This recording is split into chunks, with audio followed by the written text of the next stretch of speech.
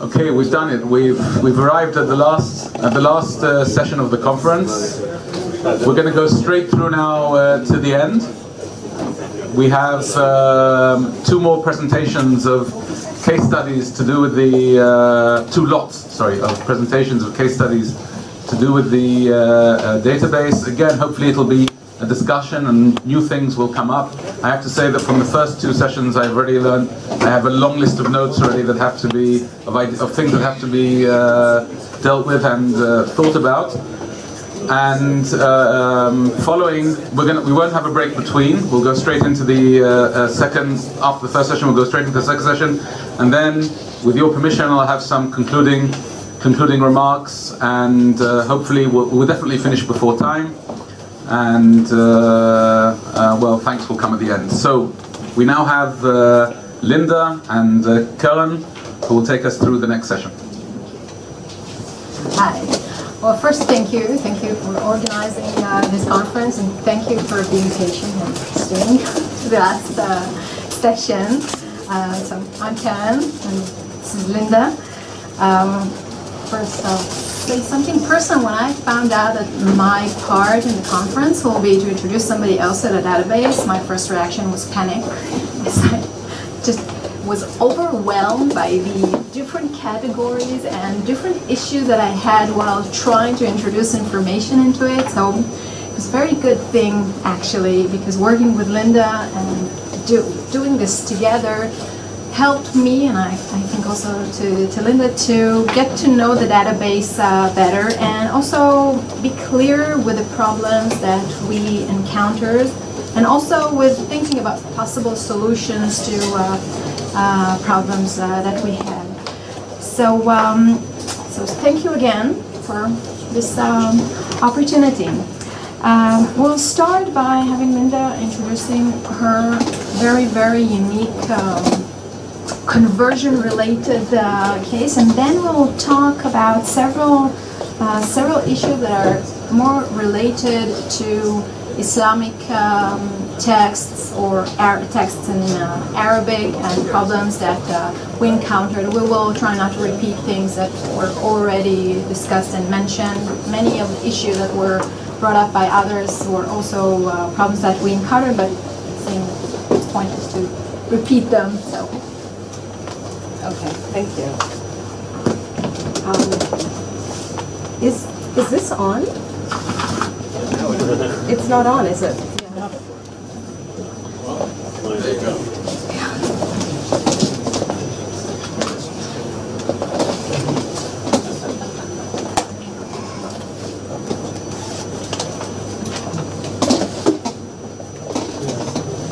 Okay? Yeah. Okay, that's fine. So what? So you're seeing. All right. So you're seeing. This is confusing for me. I'm seeing this, and you're seeing our PowerPoint. So that's fine. I would rather. I think first I would like to just go to the database, and then go back to the PowerPoint. I just want to make sure how to do that. Okay. It's not on the screen. It's okay, this is only technical stuff. When the technical people, how do we go to the database? No, how do we get to the database on the screen? Because we see one thing here and another thing there. Write it, control tabula. No, divided soul. זה מעביר לך בין המסכים. That's your computation. What? Your computation.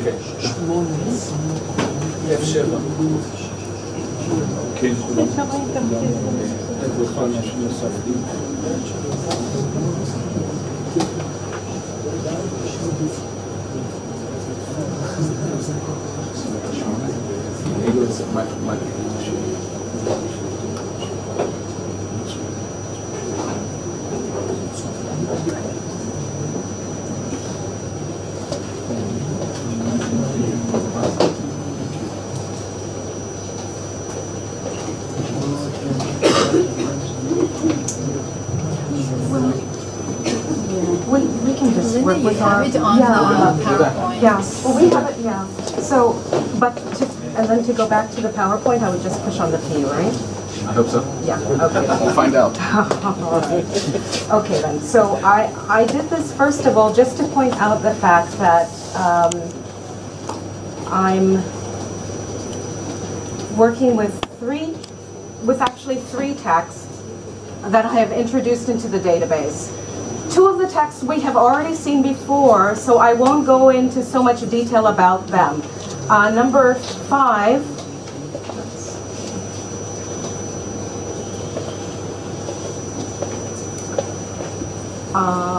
This one, the Madkhal al-Shar al-Sharif, this is the one that we saw by Ibn al-Wattar, the Maliki jurist. The number 6, the Kitab Adab al-Khatib, the preaching manual, that was the one, we saw this other one the other day. And number 7 is the other one, the new one, the one I did not talk about the other day. And I will talk just a little bit about it now so that you will see, but right, okay, so I'll do that. So let's see, sorry.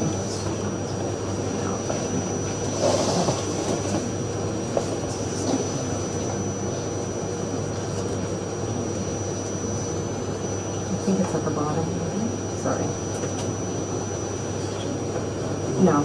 I'm sorry about this. Let me get out of here. So this text is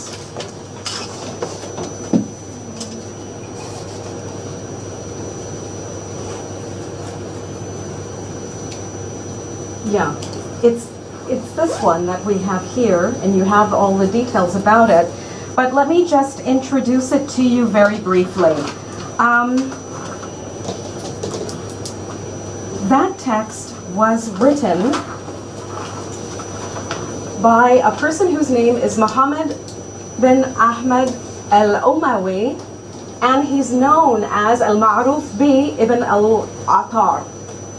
So, and what this text is, the Kitab Watha'iq wa Sijilat li Faqih al-Muwafiq, this person, it's like a book of notarial documents and juridical sentences that were put together by this jurist, a faqih, who is called Muhammad bin Ahmad al-Umawi. We have his dates here. He died, and according to our time, in the year 1008. He's from Al-Andalus. So what these were large collection of notarial and juridical documents that were like model forms for jurists to use in their actual cases. And the cases are of all types, anything that has to do with Islamic law, marriage, divorce, you name it, it's all there. What's interesting about it is the fact that the notarial documents and notarial forms also include model forms to be used in the case of conversions to Islam. So, and he gives us different notarial documents. He gives us one for a Jewish man who wants to convert to Islam. There's another one for a Christian man who converts to Islam. And then there's another one for a Christian woman who wants to convert to Islam. And you can kind of see just a little bit of that there. In the actual database, I've put in all three of the texts, here. And so text 1, text 2, text 3, I've listed them all, and I've given the page numbers and everything so that people can find them. And I've put an abstract of the entries and Maliki notarial forms to be used when converting to Islam, etc. So what I want to do just to begin, and then I'll turn the floor back over to Keren, is just to point out that in all three cases, I'm not actually dealing with in either individual conversions or mass conversions. So it's kind of a new category of, I guess, what you could call maybe hypothetical or cases of people who will convert. Because this is in a way what was happening with the other two cases I mentioned or I dealt with the other day when I was talking about, what is the preacher supposed to do in the case when he has a convert coming and converting in during the Friday sermon. So we have these legal issues, you could say, or issues surrounding the conversion to Islam and how they should be dealt with. So that raised a number of issues for me, or queries or doubts about how to handle that in this database. So here, we've chosen text because I think that was the appropriate place to put them. Yet it occurs to me that because we have these scenarios or circumstances of conversion, I have doubts about whether there should be some other way of reflecting this information in the database so that in the future, if there are other similar cases, similar scenarios, similar circumstances that involve actual people, for example, it would be interesting to be able to locate them. So in the case of this document, for example, a model legal form to be used in the case that there are converts to Islam. Well, it would be interesting to see, if we find anywhere any real forms with the names of the people involved, right? So, I would be interested in finding that. And what kind of discourse is this?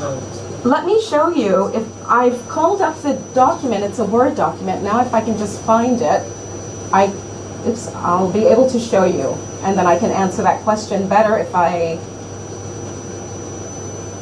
Right. So this is my translation of the act of conversion. It's called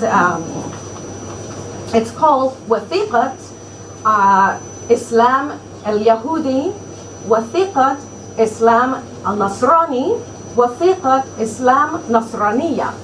So an act of conversion to Islam of a Jewish man. But what is it, Wathiqa?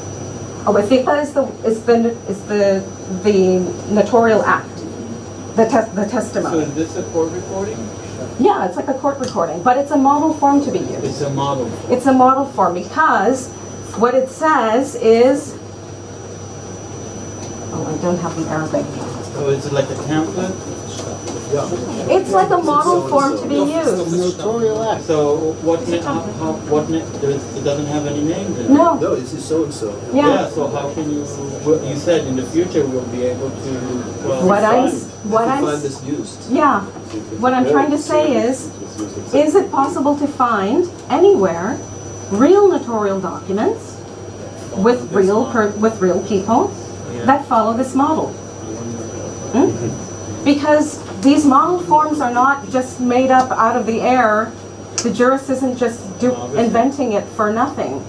He's inventing it to be used. But to be used written form or to be used orally? Both. Why does there have to be a contradiction? No, it doesn't have to be a contradiction, but it could be just an oral form to perform without the necessity of having a document. That's true. Or there could be a document that Yeah. you want to keep to show that you're converted. You don't Right. want to pay the jizya, for example. Right.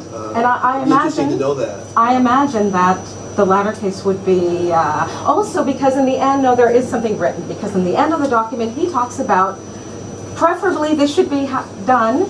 There should be nuskatan. There should be at least 2 copies, and then or nusakh, preferably more. So he tells us this.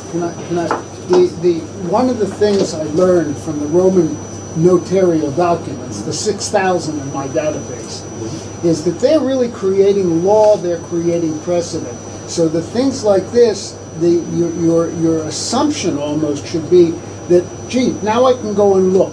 How are they creating? They're really establishing how somebody performs this act of going from one to another.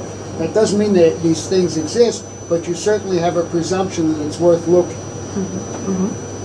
So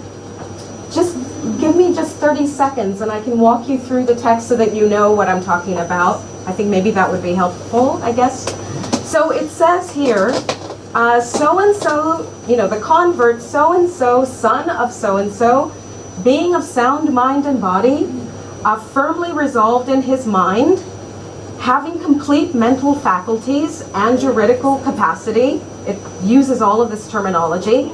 Hereby invokes the testimony of the witnesses, shuhada, hadil kitab, of this act, that he abandons the Jewish religion, rejecting it willingly, and embraces Islam willingly of his own will, and he knows that God Almighty and Sublime admits no other religion, nor derives satisfaction from any other religion, and that this one, Islam, abrogates all previous laws. The convert bears witness that there is no God but God, who has no partners, and that Muhammad, may God bless him and grant him salvation, is his servant and messenger and the last of the prophets, and that Moses and Ezra, along with the other prophets, are his servants and messengers. He also witnesses that in the eyes of God, the only religion is Islam. So we have the Testament of Faith elaborated. We have this specific mention of Judaism because he mentions Moses and Ezra. In the Christian text, he mentions Jesus, the son of Mary. So that's where you have the slight difference there. Then we get the practical things, what conversion involves besides the testimony of faith. He has performed the major ritual cleansing for the sake of God, the ightasala li islamihi, and the minor ablution, so what every other Muslim would have to perform before praying the ritual prayer, and he has prayed the ritual prayer. He accepts all the laws of Islam, all the shara'a al-Islam, and the pillars upon which it was built in their totality, and then he spells that out: ablutions, ritual prayer, obligatory alms tax, the fast of the month of Ramadan every year, pilgrimage to the house of God if he has the means to do so. He has obligated himself to do all of this and has praised God for inspiring him in this. Then the legal part, the testimony, it takes place, the conversion took place before so-and-so, son of so-and-so. And if this so-and-so were an authority, then that should be stated. So he was before so-and-so who was a high judge, who was a qadi, al-jama'ah of Cordoba, or a judge of such and such a province, or chief of the affairs of the police, or the city, or the marketplace, or any other type of official, right? So it doesn't have to be just a khatib, which is the scenario we saw the other day with the Maliki text. Then he says, he swears that his conversion is being done in security and good faith, without guile, without the fear under duress of anything, or an expectation of anything in return, and that the witness has testified regarding the conversion of so-and-so, converting all that has been stated is correct, and that he has comprehended everything and committed to the obligations of this, and then the date and the year, and this specification that should preferably 2 copies, or 2 copies minimum, and preferably even more. And in one of them it says, the more copies they are, the better. It's preferable. So this is just to let you know what the text is. And obviously it, it's a legal document. So, this begs the necessity of creating a category or a tag or something for legal documents that relate in some way or another to conversion. Other obvious questions that I had were, are there has anybody seen anything like this anywhere else? Yes, the Byzantine formula, abjuration formula for Jews and for Muslims, where they have to renounce certain aspects of their faith, and quite specifically. Abjuration. Yeah. Abjuration, okay. So that is interesting. So I think, oops, oh, what have I done? Many variants. So, question. Oh, I have a question. We also have inquisitorial formulas like this, like the one you saw, formulas from the Italian or Roman Inquisition, if you wish, and converting someone from Islam to Christianity. So we also have similar issues in the 16th, 17th century Italian Inquisition. I think they're Visigothic. We can't hear us. Can you repeat it? But I just said that we have also similar formulas, general formulas for conversion in the Italian or Roman Inquisition of the 16th and the 17th century as well. And I think there are also Visigothic abjuration formulas. Ah, okay. So that's interesting. I didn't know. So that's a kind of all this stuff. I have a question for which, because it's not relevant for the database, so only a yes or no. Has anybody discussed the fact that we're looking at here at a much more elaborate procedure of conversion to Islam than the mere uttering of the Shahada in front of two? Has this been discussed at all? I haven't seen it anywhere, but that doesn't mean that no one has Just done best of your that. knowledge, you know. But no, the only thing I've seen are two, well, there's this original study, this text, the entire work has been edited by two Spanish scholars, and that is published. And then there was another woman, and I've included both of them in the bibliography on this, another woman who wrote an article, I think originally dealing with the issues surrounding the alleged conversion of Maimonides, using this article. But I haven't seen anyone talking about all the other details, you know, that are involved in conversion to Islam. Most people just say, you know, recite the Shahada and that's it. But what we're seeing here is that there's a lot more to it, and, you know, signed, sealed, and delivered in front of witnesses and with several copies and stuff. So it's a performance. yeah, exactly. And the other thing about this particular document is that it's not a unique document, because the two Spanish editors go on to tell us that two other Andalusi scholars or jurists also wrote notarial forms based on this person's work, but obviously adding more to it.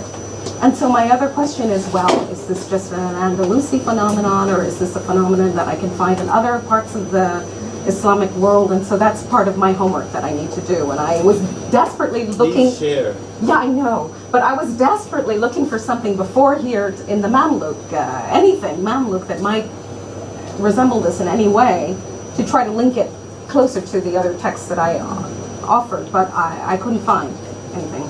Right, so I think it's very important to take Ken's comment, you know, an advisement, to look to you know, narrative works of Islamic law, and to see to what extent the formulary is you know, incorporating, reflecting, you know, what you see in the narrative works. Right? And of course, if you have, you know, narrative testimonies like material from the Visa, well, then you can kind of create a cluster where you see the material in the narrative law, in the legal documents, and in the formularies, and in you know, narratives of daily life, right, to create a kind of holistic view. Can I just come back on that? Well, I mean, I perfectly agreement with what you're saying, but what happened in Rome, for instance, was that when you have this disparate community of Italkim and Ashkenazim and Sfardim, the notaries, by creating an engagement document, actually created the form and actually created unity in the community, or moved towards unity, because everybody's getting married the same way. The old customs go under. Now, what was said by Uriel about the elaborate formulation, indeed, what they're doing here in a document like this, it is creating criteria for something much more formal in a difficult situation. All the more reason to look for other copies of it to suggest changes in social behavior. Okay. Well, I think we should talk about the technical things, because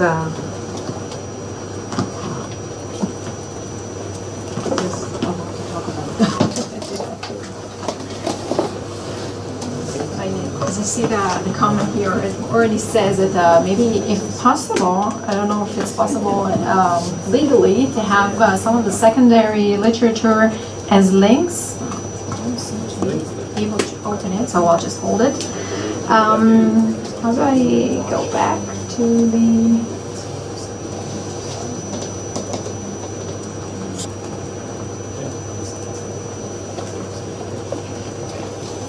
Okay.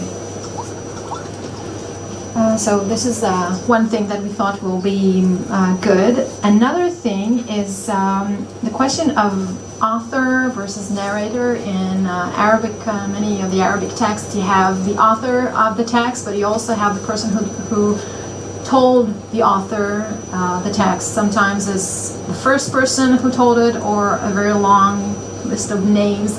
And it might be useful for people working with Muslim texts, with Arabic texts, to have also this category, because it might prove, once enough information accumulates, it might bring up a person who, this is what he's doing. He's just delivering many such stories. Maybe, we don't know, but it might help us see a larger picture in transmitting conversion stories. Another thing is dates. I don't know, I had many problems with introducing dates.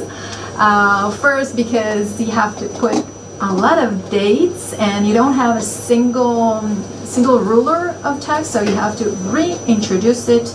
I wanted to put it here, but I just couldn't have it in a print screen because it's such a long list. There are about 4 different places where you put under individual dates. So it makes the job very, very long, and it takes a lot of time for the system to accept the date. Another thing with dates is that maybe, if possible, it will be good to have Hijri dates. Sometimes, because this is how people might find it easier. Jewish dates. So we're going to have, so that's, I can already tell you that that's already something that's been dealt with, and we'll be able to input any date we want. We'll leave the Hijra date, we'll put aside automatically the Ben-Gurion. There will be Julian, whatever, date, so right, it will be converted, automatically convert always everything to Ben-Gurion. Right. Another problem that is probably very specific. Right, exactly. Without the formula. Another problem is how to use the transliteration. Should we use Arabic? Should we use transliteration? And then in what form of transliteration? And how sensitive is the system? When we tried doing various kinds of searches, we saw that at times if you use capital or lowercase, the system gives you different answers. If you don't put the exact same transliteration, also the system won't retrieve the same results. So maybe it should be part of the style sheet, some kind of a unification, or maybe have the system be more phonetic. I'm sure there are possibilities of doing that, so it won't be just because a small apostrophe was somehow missing somewhere, or the person who introduced the information used a different system. It won't cause to a loss of information. Another thing is that sometimes when we were talking, it was not very clear to which of the categories to introduce Linda's material, and we thought that it might be good for the system if you don't really have to choose. Let's see, Linda chose to put it under texts, but maybe if it is possible, let's say if she puts if anyone puts a name or a name of a place or a profession, it will also bring a pop-up of the system that allows you to open a tag or another card, and then it automatically fills the fields of this new tag instead of going back and just doing this over again, because it just takes a long time and you might also miss it. But if the system gives you the opportunity to do that, or reminds you of this opportunity, it might be, it will create a better network of putting the information in different possible places that people using the database might use for search. Another problem is very technical, but still a bit annoying, is the way the up ruler looks like. You have, I don't know how to return to the database from here, you know? You probably remember that there's the top large categories, the three individual,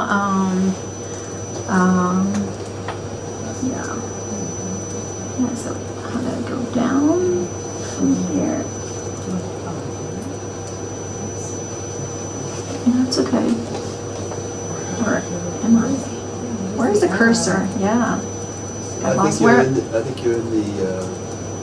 the PowerPoint still. You did hit escape. Well, never mind. It's usually if we go to the home, you don't have this part. You only have the top part. And if you decide that you want to search within the categories, then let's say you choose date, and you have several pages. So you go to the date, you find 7th century which interests you, and you go to entries, and then you have a million different entries. I'm exaggerating, but several dozens of entries. And then you click on details for a specific entry that you want to look into, and then you find out that oops, you clicked the wrong entry. You actually wanted the details of one above. Well, that's a problem for you because you don't have a go back button. You are actually back in the top categories, meaning that you have to go all the way through what you did earlier in order to be on the exact same page and the exact place that you were looking into. So going over it will be very slow sometimes if you're trying to find several of them. If you're doing this as a search, you want to mistake. You're going to have to go to this over and over. Everybody's right around this. Also explaining it, and I think that one two other things. Maybe if it's possible to have a query option. I'm not sure if the database is designed just for people searching for information, but also maybe to create a community of people working on conversion. So we thought that if you have somewhere there a query that Lynn, for instance, shared the issue that she has with this text, so maybe if it's possible to have this query and then a link to discussion where there could be an open discussion about this subject, and that leads to the other thing, that maybe some kind of an identification of the person who introduced the information. Then if somebody knows of such another case of such a certificate, might be able to contact Linda and give her the information. The other things are more or less things that were already discussed, so I won't repeat them. Point out something that from both of these presentations. The issue of text, you want to go into it, and it seems that there's other students a lot of things here, then we have to go to much finer and more nuanced discriminating tags or whatever it is that you want to use, because just thinking about what happens in the Islamic world in law, you will need several distinctions. Tutorial, and you need fatwas, and you need mukhtasar, the different types of genres. That's just the law. Then we move on to the things that we saw earlier today, theology. Those are also texts. And so if we want, what we've done is give a lot of scope to individuals, the way we work with individuals, and all sorts of distinctions there. But if we want text to become useful, then we have to actually go and do the same kind of thinking that we did about the individual. Because then otherwise you are lost in our it's not hundreds. The more we succeed, the more we'll have. It will be thousands, and to navigate thousands of texts without different form of distinction means that you're not going to do it. So we're going to lose. The more we have, the less it becomes popular. It becomes so difficult. 1 second. If I may reiterate something I said in the seminar, I think we're talking history, especially regarding narrative critics. Someone who suggested to gather as many narrative texts talking about the conversion to Islam. From my experience, we don't have many narrative texts dealing with individual cases, especially regarding the middle period, I read for several years now. Rarely one comes upon a complete story. There are a few well-known intellectuals who have devoted a number of polemics against Judaism and Christianity and how official, but not that many portraits of individuals in the it depends on what period. You're right that when you're talking about the early period, it's actually very, very lots of narratives. Even Saad and even Yitzhak has over a dozen narratives, long narratives. And when you go and look around, you'll see that there are many references to the first 2 generations. What you're saying is probably right about later generations. But if you want to do a study of the first generation of Islam, first generation. Exactly. No, but there's also narratives about how and when and what circumstances, why they did, why they didn't. There are cases of backsliding. There are a lot of very interesting things in those 2 generations. If I could say something to that as well, I thought about that issue too, because I also looked at Ibn Sa'd and the others before, so I was aware of these earlier cases. But what occurs to me in some of the other material I've been looking at is, I don't know, maybe there should be also a category for people who are converters, who have a reputation for being a converter to Islam, because one of the other things that I found in the context of preparing my paper, and partly having to do with the material that I did not have time to present, such as what I showed you early, was that there are biographies of famous preachers, among whose, or Sufis or ascetics, and among their manaqib, among their feats, is their conversion of either individuals or small groups of individuals to Islam. And yes, it's true that in the most cases that I've seen, these converts are not named. But, you know, it'll be a group of rahban, a group of monks, or it'll be an individual. But, you know, it's another category, another paradigm that we can have of, that will give us a clue of how conversion works in Islam. And then that would be able to open up to other categories, getting back to the talk about scenarios or circumstances under which conversion occurs, because then we get all these lovely subcategories, some by dreams, some as while someone's ill, another one as a result of being cured of an illness. Listening to the Quran. Yeah, The prominent. exactly. And who's the hero of the story, the converter or the convertee? Yeah, yeah. Sometimes also. What Victor just raised is very interesting, not just for Islam. We want something comprehensive, and we want to deal with the way societies deal with conversion, and the active converters, the missionaries, the du'as, in different civilizations, it's different, but it's a role. So they actually, I don't think that we actually included this in the. No, but I think thinking now, just off my survey of the top of my head, something we're talking about, possibly could go in individuals and could add a couple more rubrics within the individual, where I'm not talking about the person converted, but the converter. Like the code And also a place for free text. I have one text of a person being named a captured chicken because he was just walking with his father and the converter captured him. So. Fine, but I don't know, I don't mean to flash this point, but Do it then.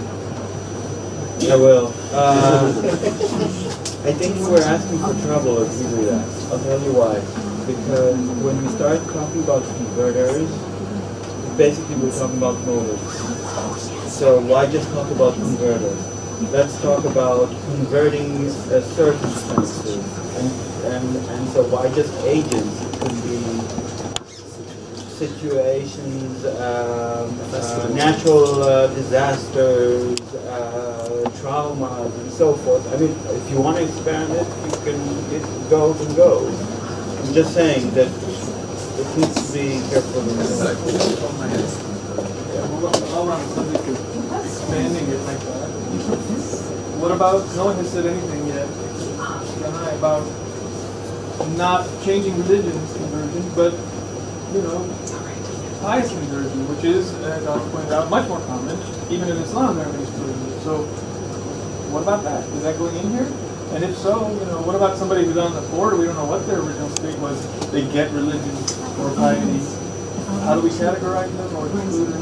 I mean, seeing as you and I go through this, when I was on the road, does someone go into this section? At least not at this stage. So when I think about the amount of work we have to do anyhow, it's hard. So then, but Protestant, the Catholic does maybe. I don't know what our or what about that conversion? What about Arian? What about Augustine? You go in there? There's probably a database that someone like Augustine knows, and yet of course he doesn't convert really. He just goes from one branch of Christianity to another. Technically, right? But we've been talking about Arians being record by joining a monastic community. That's the primary meaning of conversio in medieval Latin. So, but yeah, we don't need to include it, but it needs to be defined up front. Exactly. With another field trip. Next week. This gets at the other problem too. You know, what is piety in conversion to Judaism? When we're talking about the Khazar conversion, right? This guy's one of the guys is remotely Jewish, supposedly in his past, and he gets religion, and he has teshuvah, but he's a Jew, so he doesn't go to the because he never changed religion. That's problematic. And to decide that he does and Ramonial doesn't is problematic too. So more, I say more. Everything becomes problematic. Yeah, so just add data and create connections and let other people explore the data rather than worry about creating the perfect structure that's going to make sense. We can add tags and add weights, but if it doesn't belong, that's somebody else's interpretation.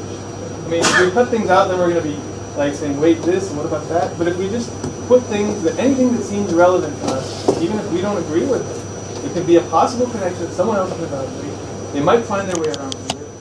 It's about networking data, not creating an encyclopedia. There is an argument against that, at least one, which is, at least one, I mean, maybe someone else has a few others, but if you envision the potential users of this database, once you decide to provide them with all possibilities and all scenarios and as broad as possible, you're basically telling them you either have to equip yourself with skills of scholars of religious studies or scholars or historians and so forth, and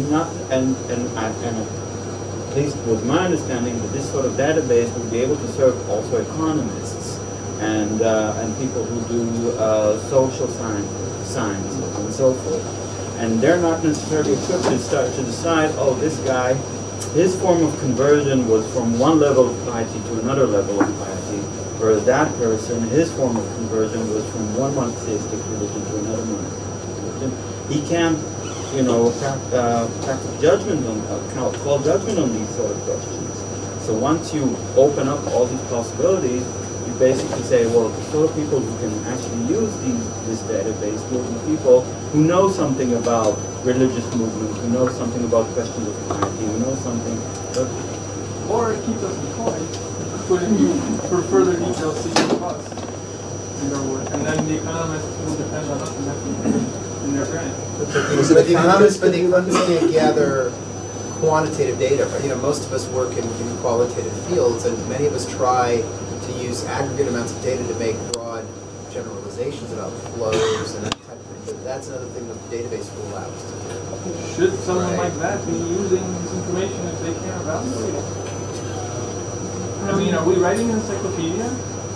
Or are we...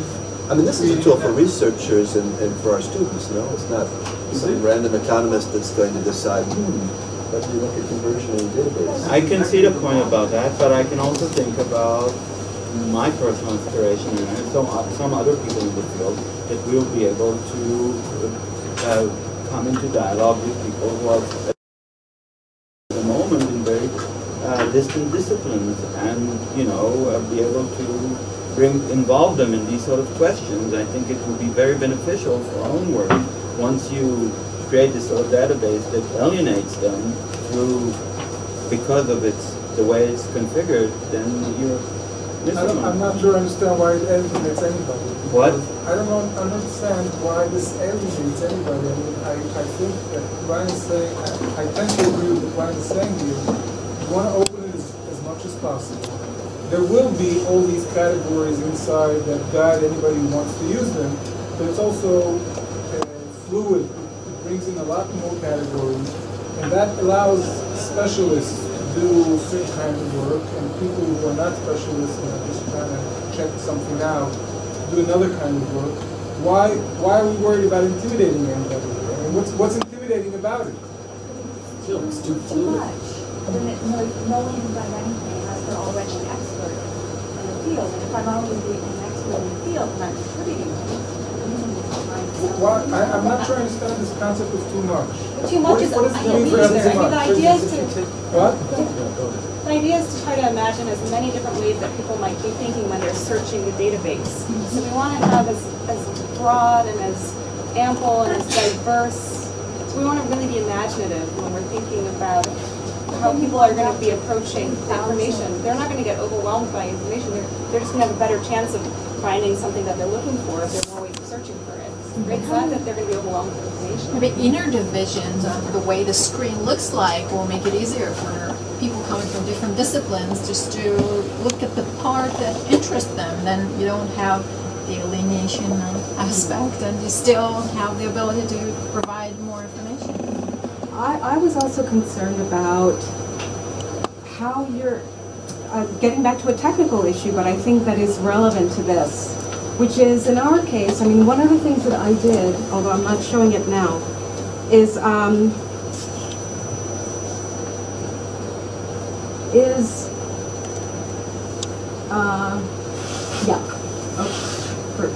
for example, I had a problem with trying to decide something very technical, like whether to use diacritic marks or not, and not even to think about using Arabic, right?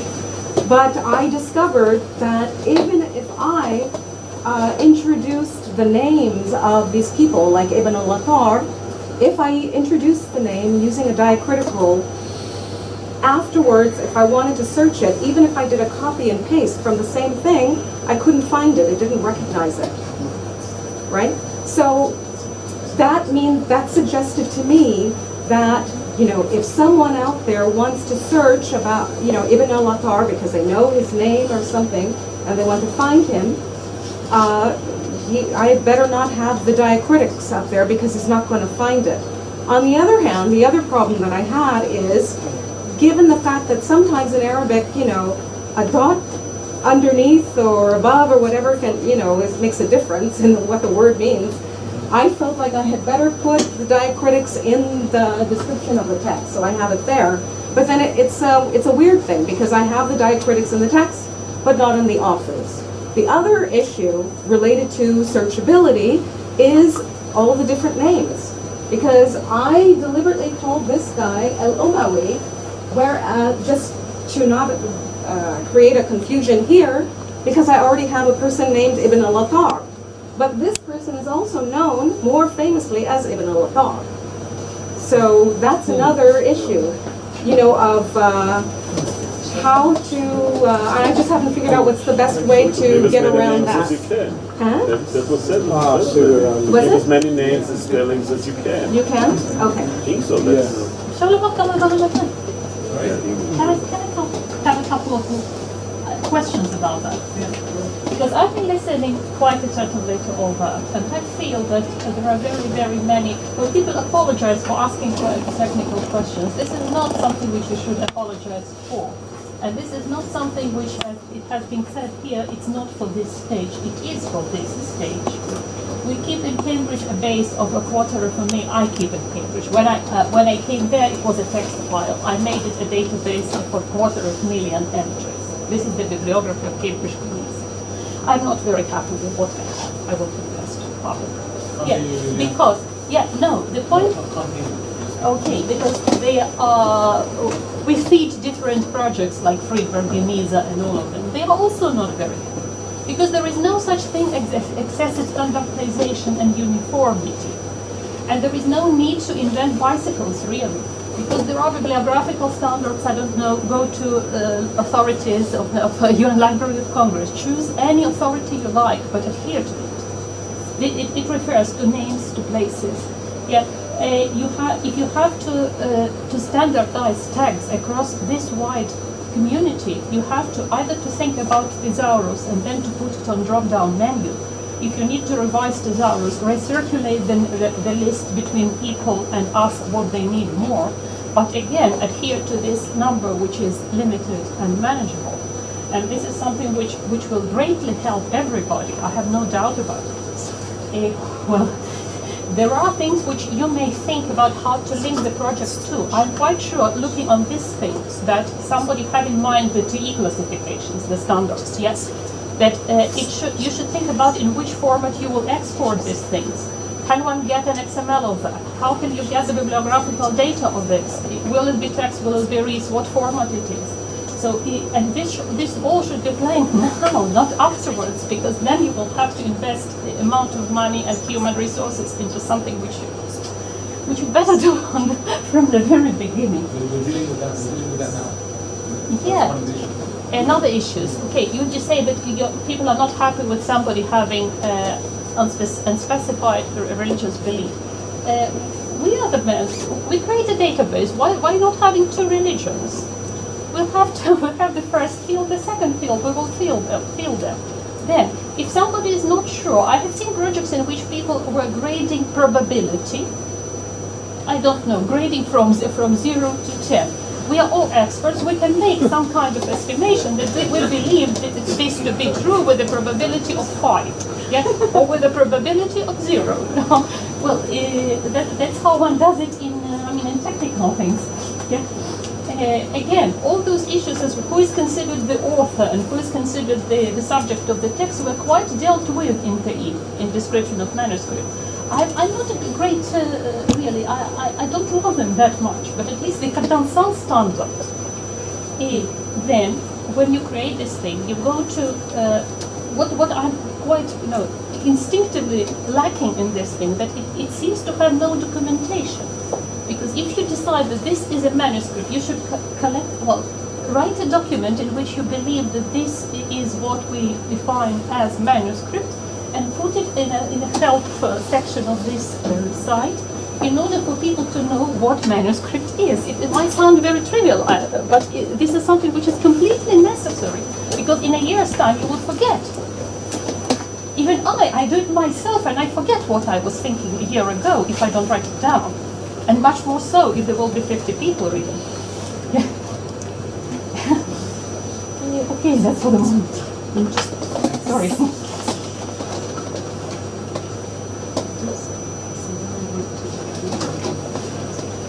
That's it, we're almost done.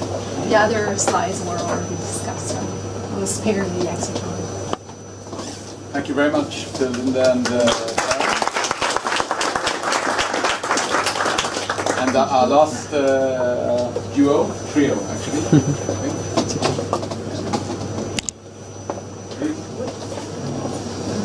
Nadia.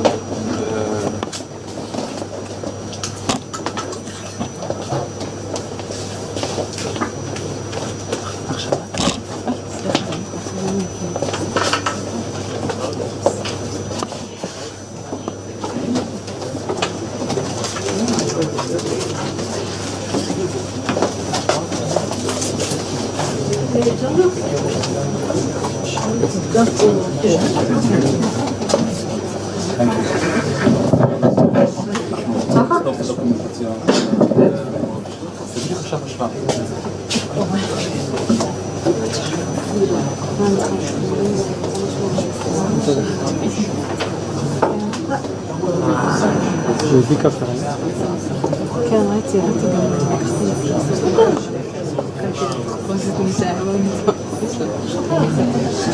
אתה מקליט עכשיו?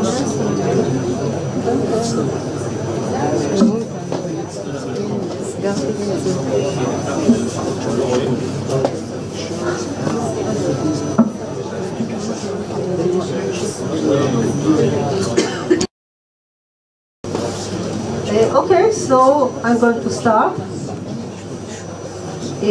Those who don't know me, I shall just announce very shortly that I am dealing mostly with Sicilian material from the late Middle Ages, early modern time.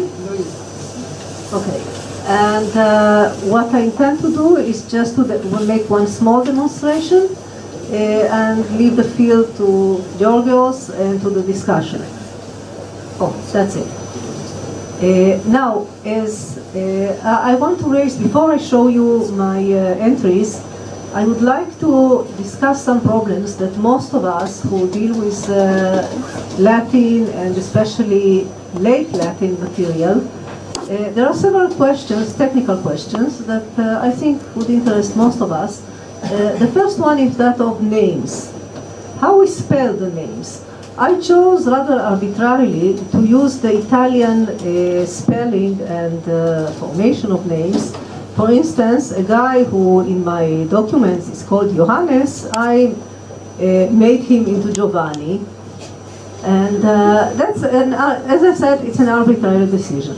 As we discussed it before, the other people who demonstrated before me, there is a problem of retrieval of information that we put into the database.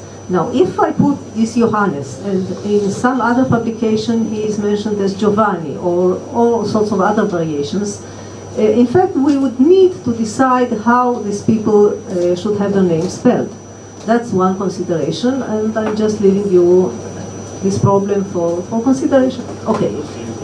The other problem is, again, one of spelling place names and so on. I'm not going to elaborate on this. But there are several other problems that are more inherent and more basic to the database. One of them is that of the identity of our people.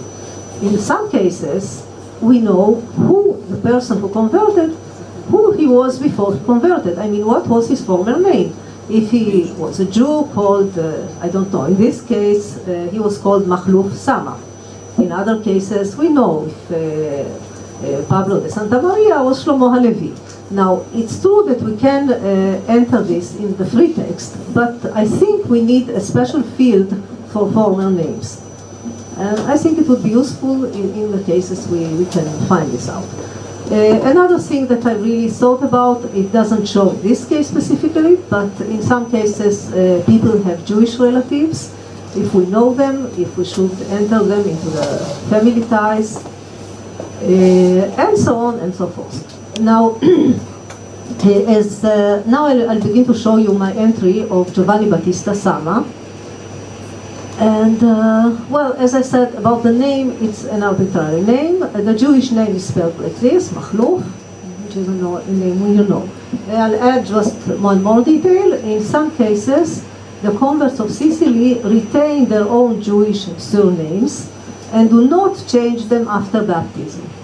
So this person who was called Sama before his conversion remains Sama, as in the other cases we find names like Levi or Kuhino or Maimuni and so on. I'm not going to list all of them.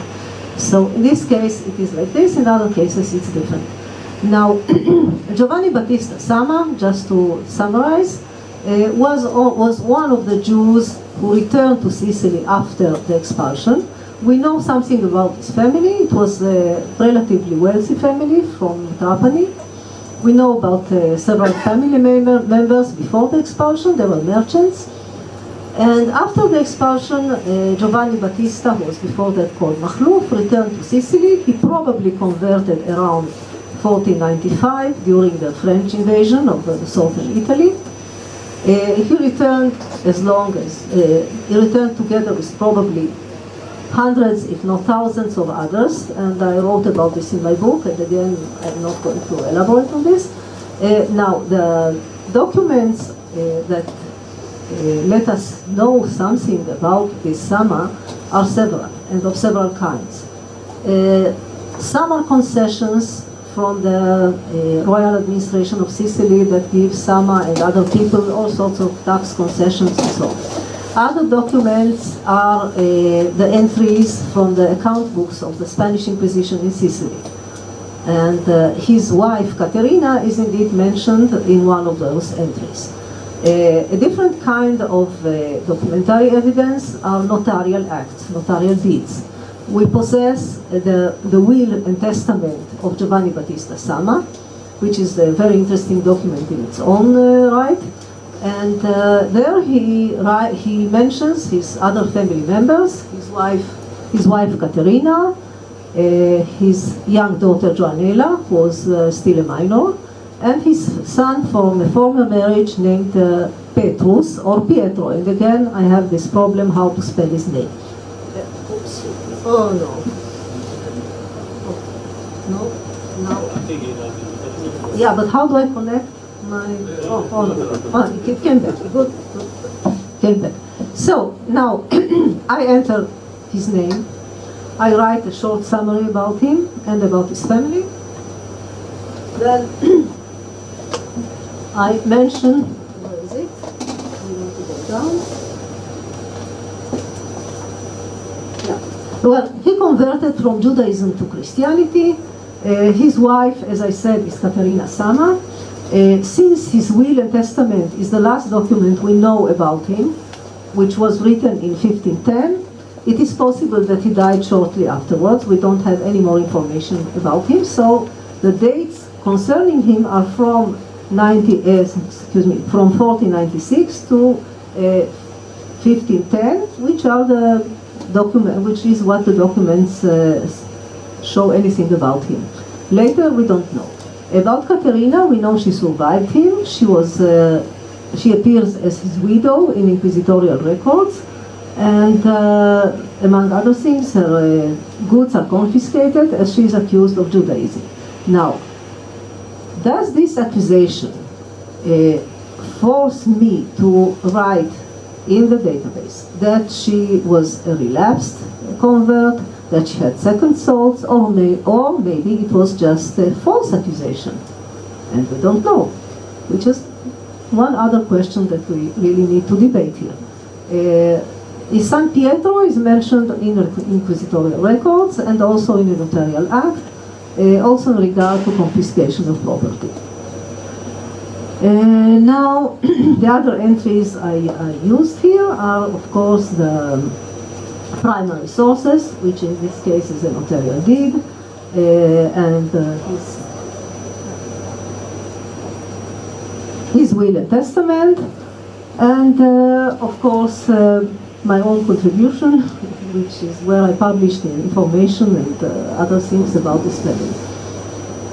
Now I also wrote down which cities are mentioned in this document. It's mainly Trapani from Sicily. We know him as a merchant. And I suppose that, I don't suppose, I know that if you want to check the other family members, you will check the entry of Caterina Sama. You will find whatever I know about her and the documents that mention her. The same about the son Pietro. Now, this is a very short demonstration. I have many other names and different sources, and I also have text, but since we all want to get on, I won't bore you with all this stuff, but I raised several questions here that maybe need to be answered. And now I would like to invite Giorgos, yes, to present his own thoughts and trials and tribulations about the database.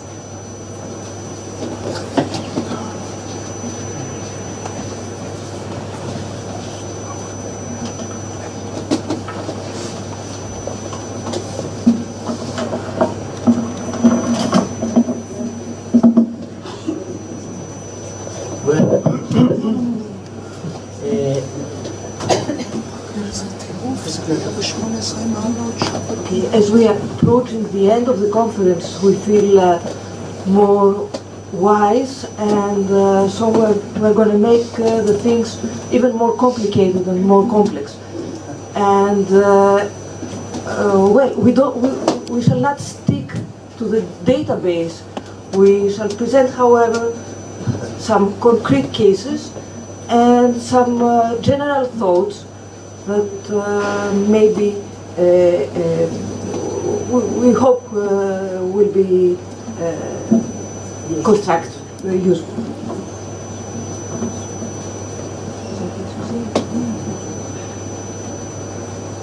We both deal with court records, but we shall present also some other examples.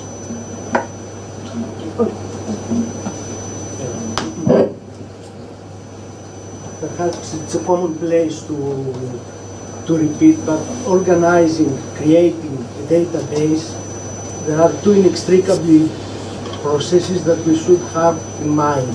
The organizing the data entry process, and of course at the same time, although a different process but inextricably related to the first one, generating research output. We will start with the first process, and we will distinguish, it's not our distinction, it's a typical conceptualization of historical databases, conceptualization between a source-oriented model and a method-oriented model. We have summarized here some major points concerning its approach, and perhaps we isolate the second point from a source-oriented model for historical database. That is that the source is transferred into the database. Actually, that was the vision of Manfred Thaler back in the 90s, I think, when he was designing his Clio project in Germany. Of course, we are not doing a digital edition of sources.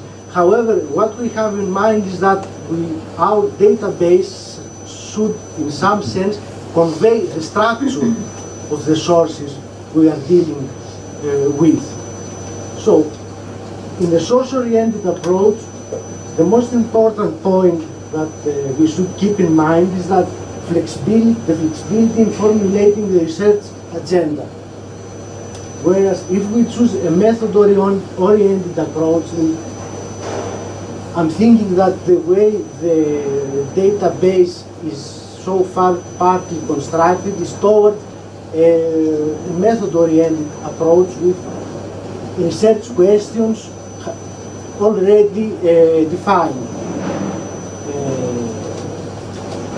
A method-oriented approach is better suited to structured data. We don't have structured data here, we have great diversity of data, and perhaps we should lean towards a source-oriented approach. Usually most historical databases are leaning towards a source-oriented design. Well, intentionally, we have summarized some of the main points, I think, that have come out during the during the conference and during the workshop today. First point to be considered is the diversity of sources documenting conversion. Second, that we should deal with official classifications, what we might call official classifications of conversion, and competing conceptualizations of conversion. In our view, our database, a conversion database, may both record information and, as I told you earlier, convey the structure, main quotation mark, the structure of the sources in the database pages.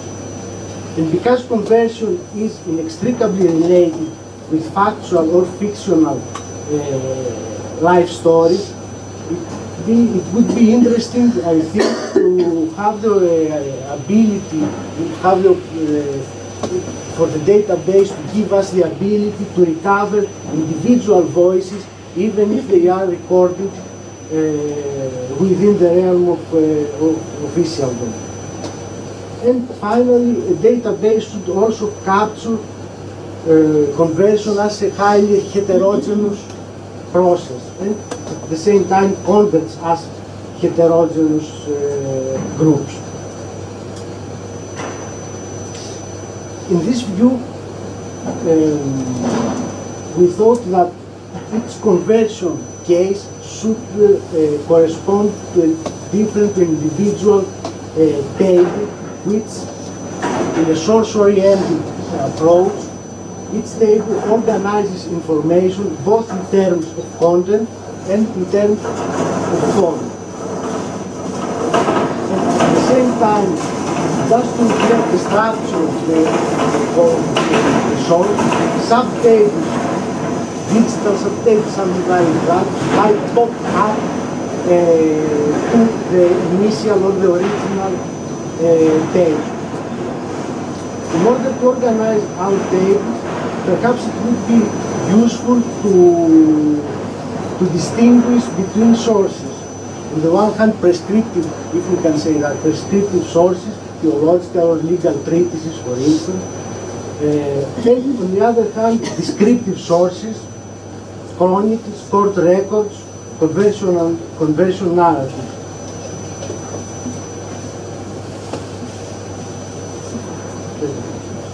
Okay, let's take an example from a descriptive source.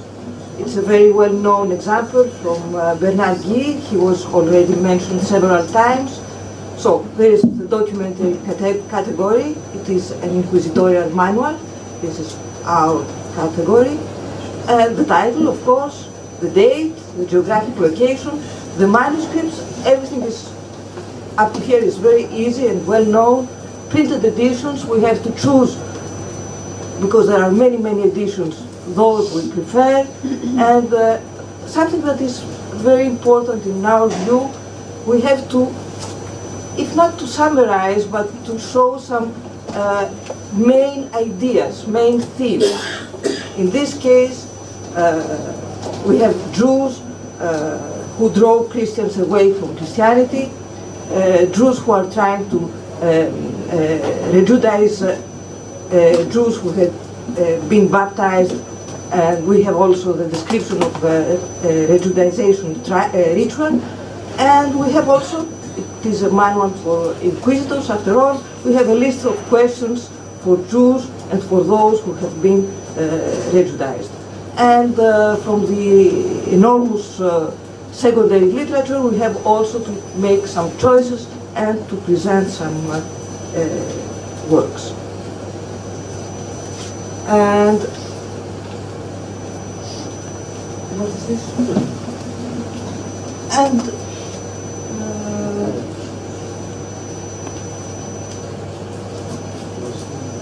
yes, no.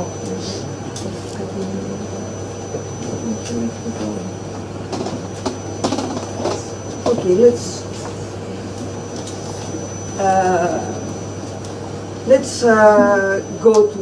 move to another, to a descriptive source, a literary source. Again, a very well-known Guibert de Nogent, who has, we have a case of a monk who was a convert from Judaism to Christianity. His name was Guillaume. We know the date, we know the place, and I think we should have in the database a short description that is proven to be very interesting. Guillaume, as a Jewish child, escaped a massacre by the Crusaders. He was given by a noble to his mother, and she baptized the child. A miracle occurs during the baptism, and announcing that the child would be a perfect Christian. There were tentatives by the family to bring back Guillaume, the child, to Judaism. The child finally enters the monastery, and he became a perfectly instructed Christian.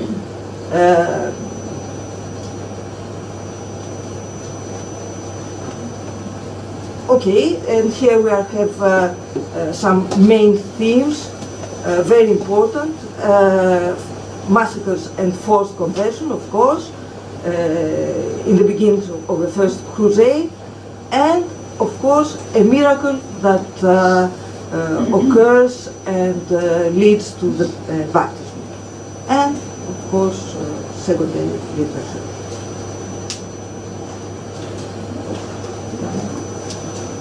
Sorry, can I just ask a question? Because I think this raises an interesting point. I'm slightly familiar with this case, and it's interesting that one of the things that I find the most interesting about this case is the fact that they put him in the monastery so that his family, his Jewish family, won't try to get at him.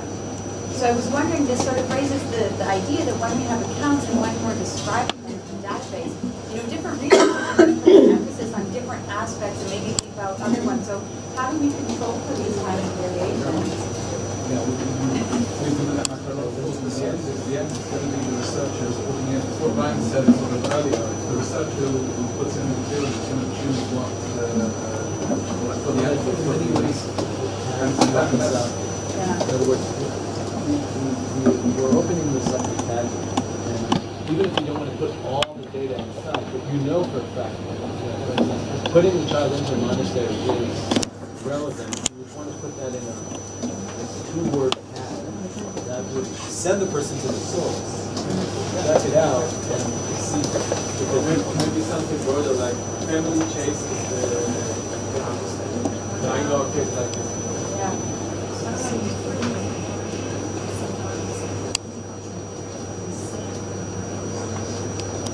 Have it in different text, right? So you put it in the text, and then it's right, you can link the person to the text. About tagging, I don't know how it's going to be, exactly how it's going to be done, not format, but I think for this tagging, I think it's super important that there will be, that the tagging will be possible to look for, to see all the tags, not to look for tags. So that you can see all the tags. It's a drop down. Yes. Okay. So what I'm envisioning is something like Academia EDU, where you tag, for instance, the topic or the discipline within which this certain entry you put in functions, and you get, I don't know, history of, and you get history of psychiatry, medicine, whatever.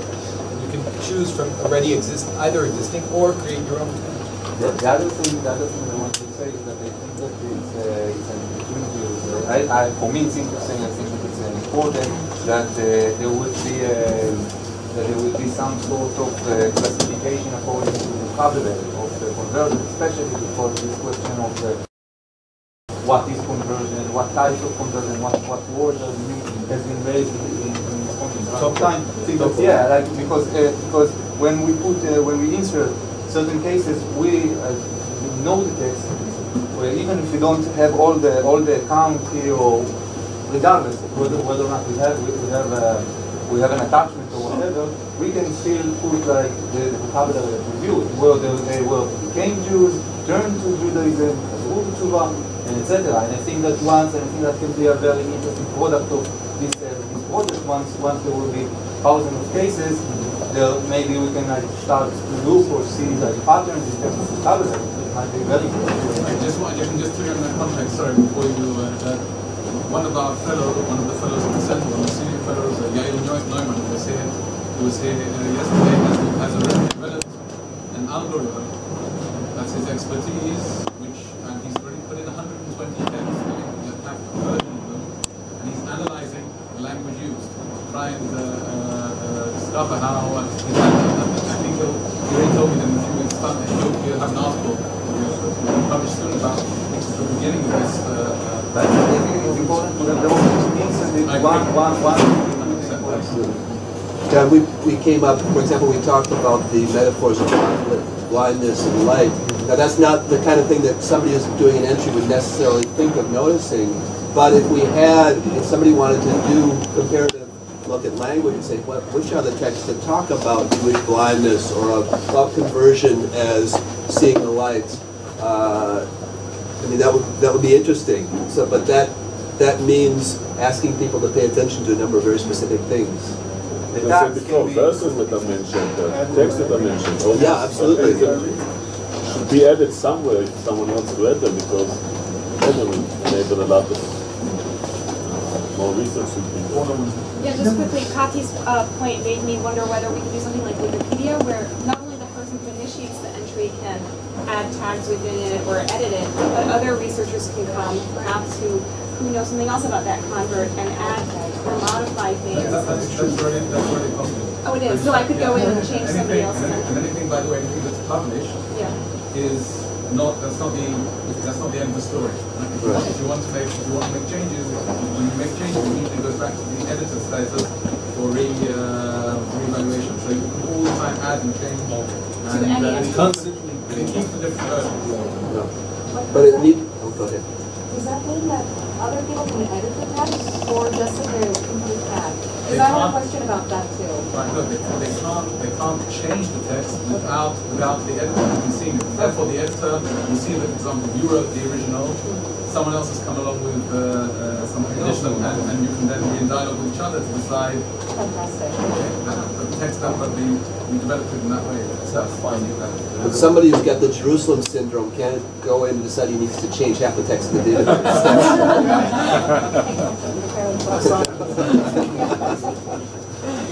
Conspicuous. You'll have to be an accredited scholar with the Jerusalem syndrome. Okay. We could probably find a few of those.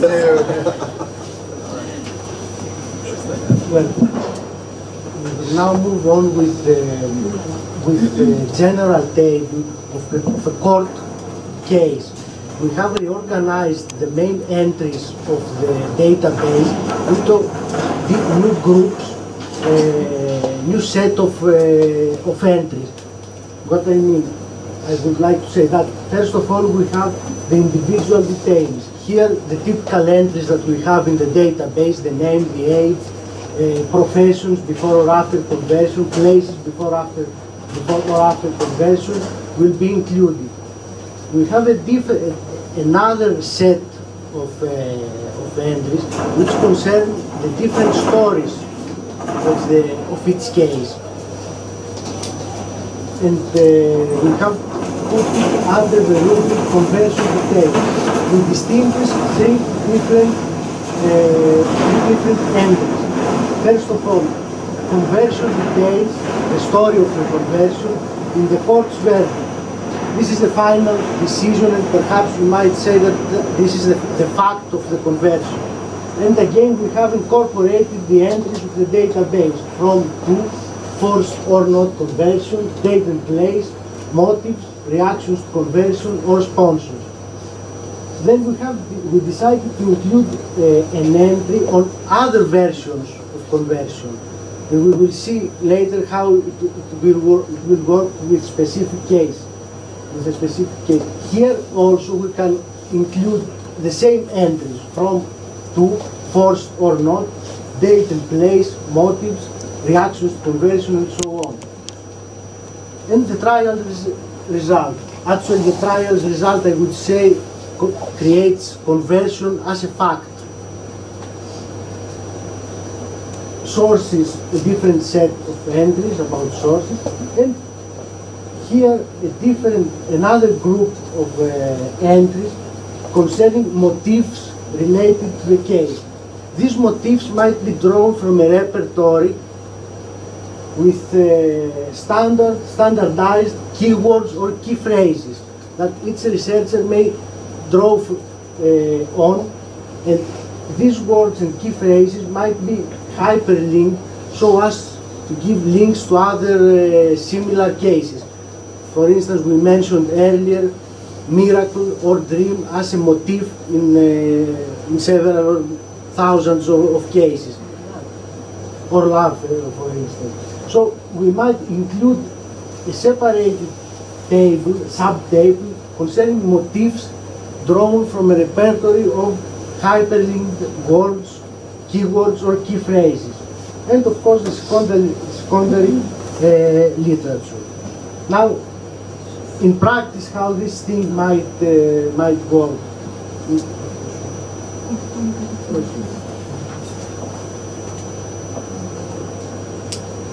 Now, let's leave Bernanke and move to a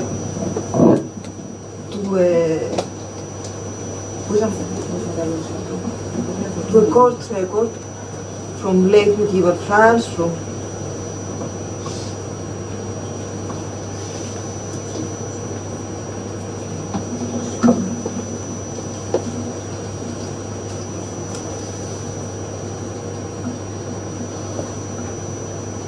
so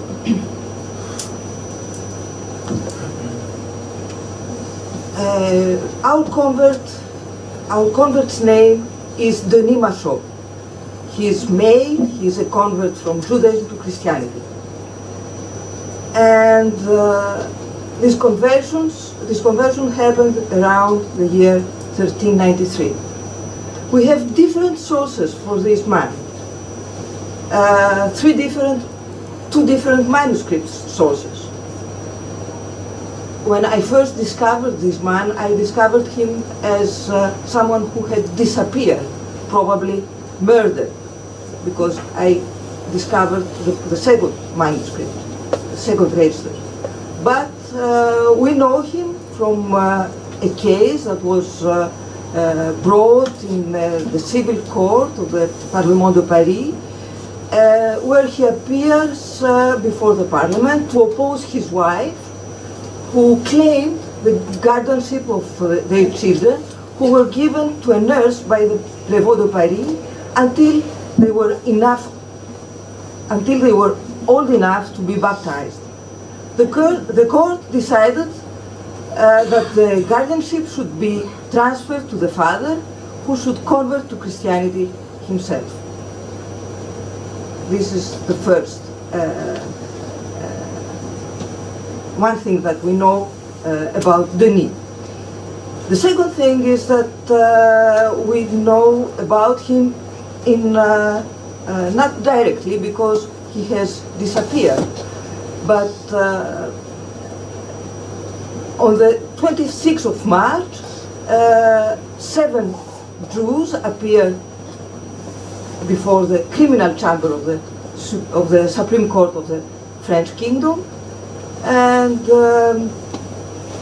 they appealed against the Jean de Folleville, the provost of Paris. This is a very, very rare case. We don't see Jews arriving to the Supreme Court, and they had been arrested and condemned for cursing Christians in their prayers and for paying someone called Denis Machaut to become a Jew. In their prayers, they were cursing the Christians, and so they were arrested ex officio by the provost. But there is a third source, very interesting, that does not mention Denis, but a chronicle who attributes explicitly the expulsion ordered in 1394 to practices by to the Jews, and also to the story of this precise convert. His name is not mentioned, but it's clear that it's him. So, what are the motives related to the case?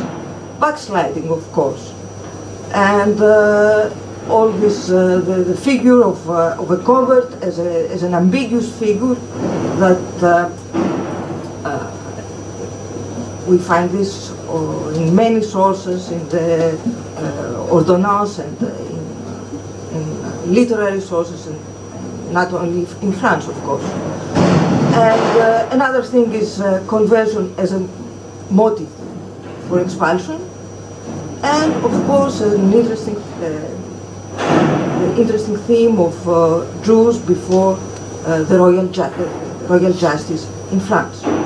And we have some bibliography on this conversion. We can move to Venice now. Okay, we have seen this one and another one case, and we will conclude our presentation. This is a rather simple case of, but it is representative of our 100 cases to be found in Italian archives. Short cases of persons, of individuals who appeared before the Inquisition and asked to return to Catholicism from Islam. This is a typical case which can be, its details can be grouped in this way. First of all, we have the individual details. His name is Giorgos Plakotos. His name after conversion, after he became Muslim, was Hussein. The age when he appeared before the Inquisition in Venice, his place of birth somewhere in the Dalmatian coast, and his profession soldier. The manuscript sources, Archivio di Stato di Venezia, etc. And the conversion details, as I mentioned earlier. He asks to return to Christianity. To be precise, he has converted from Christianity to Islam. He gives the date and place of his conversion. He mentions that his conversion was voluntary and not the forced one. He converted at the age of 7 or at the age of 7 or 5, somewhere on the Dalmatian coast. He mentions the places after his conversion, from the Dalmatian coast to Istanbul, to Persia, to areas around the Black Sea, and then back to Dalmatia. And a second version of his case, he wants to return from Islam to Catholicism via the Inquisition. It is we as historians that we classify his case as conversion or as a reconciliation, because in the inquisitorial law and practice of the 17th century, it's not a conversion, it's not a reconciliation. He's classified as sponte comparente sospeto di heresia, spontaneously appeared individual suspect of heresy. And the Inquisition has a specific way to deal with individuals like Giorgos Plakotos. At the same time, we have a separate table with motifs related to this case. Typical in these cases are the simulation, the so-called double identity, outward conformity to Islam but inward adherence to Christianity, ritual of conversion, ties with the convert with his native community. So this is a rather simple case from Venice, and of course the secondary literature. But here I have a rather complex case, which is a household of converts. If we classify this household of converts who were tried together by the Inquisition as individual entries, probably we miss the value of the source, a source that synchronizes or contemporizes, I would say, different timelines. So for this reason I said earlier that it is important to maintain in some way the structure of the source. We have a household of converts. We encounter the problems already mentioned as far as names are concerned. His name in the trial mainly appears as Filippo Denis. The trial has been edited in the voluminous work of Cesare Ioli Zoratini, where he has standardized names and the name appear as Felipe. We have his Jewish name, Salomon Marco, and the rest of the household. Here is one of the suggestions that we would like to make.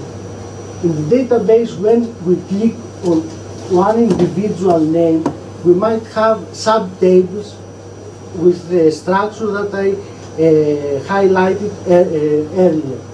For instance, for Felipe or Filippo Denis alias Salomon Marco, we have different versions of his case. We have the official version of the court, according to which he has converted from Christianity to Judaism. Date and place and goes on. A very important aspect is that in the court's verdict, there is no mention to Felipe Denis' converso family past. This was actually erased in the official version of his case. However, in another version, or in his individual version of the case, before confessing to the inquisitor, I would say what the inquisitor wanted to hear, he claimed that no conversion had ever taken place. He had always been a Jew, albeit occasionally appearing as a Christian for his business transactions. He had a converso family past. So, I find it important for our database to be able to distinguish between life stories and final verdicts of a court. Of course, the final verdict which also defines conversion in a specific orientation has to be included. The trial's result was the, one might say, forced conversion of Felipe Denis to Catholicism. And I will conclude with a sub-table of one of the other members of the household of converts, the sub-table concerning Felipa, alias Luna, which was the servant of the household. Here we also have different versions of who Luna was. In the court's verdict, Luna was a convert from Christianity to Judaism. He was born on the island of San Tomé in Africa. However, in her version of her story, Felipa had always been a Jew, and her place of origin, her place of birth was Safed in the Middle East. In this sense, when we record our information in the database, are we aligning with the inquisitor and presenting a case like this with the inquisitor's point of view? Or we might include also the other versions of the story. This is something that we have to discuss and we already discussed. Well, we conclude here. We want to add something.